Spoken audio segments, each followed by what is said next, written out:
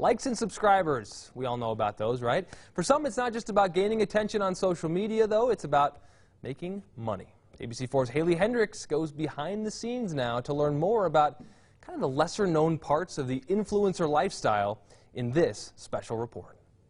What appears to the public eye as a life full of constant fun and exciting adventures, a Utah YouTube family is sharing an inside look at some of the challenges. Hey everybody, welcome to the Beach House. Today we have a very different video for you and a very, very, very important video. Let me take you on a road, one family on a road. Michael and Rebecca Beach, along with their kids, create family-friendly content every week, posting videos on their YouTube channel. With nearly 1 million subscribers, the family profits off of the ads that appear in their videos. But changes coming to the video consumer giant has family-friendly creators concerned. I mean, that's the scariest thing that we've ever faced since we started YouTube in 2011. And there's been a lot of scary things that have happened. YouTube is being sued by the Federal Trade Commission for illegally collecting personal information from children. The lawsuit states the video platform must stop collecting data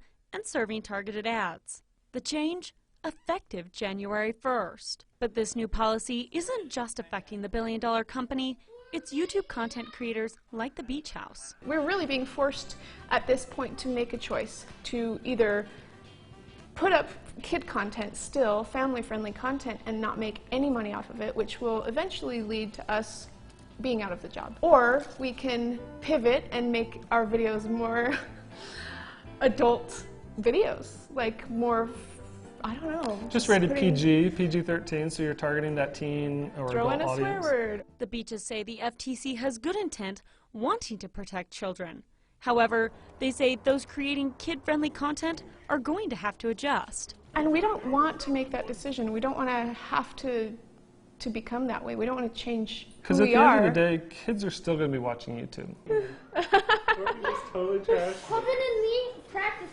With a looming deadline and an uncertain future, the Beaches are continuing to stay true to their viewers. Hey guys, today we're going to be playing The Floor is Lava and I'm the lava monster. And it's hard to have that attitude and then on camera be all excited and like there's no emotions behind the scenes, you know, like No just fear, pretend right. like nothing bad is happening and hope that nothing bad does happen, even though we know it really feels like an execution date. Despite many of the challenges influencers face, the Beaches say their greatest reward is knowing they can positively impact people's lives. One in particular was shared with the family through a letter. And she said it's really inspired her to stop with those bad things that she was doing and not even realizing that they were really not good until she saw a better example. So I feel like even if that's the only impact we have, even if it's just one person in like the almost 1 million subscribers that we have, that's worth it. You know, that's a whole life. Well, thank you guys so much for watching. Make sure to click the subscribe button and give us a big thumbs up for this video, and we will see you guys next time. Bye! Now, while there are challenges that come with the job, the Beaches say they love what they do and hope to keep creating video content for years to come. Reporting, Haley Hendricks, ABC4 News.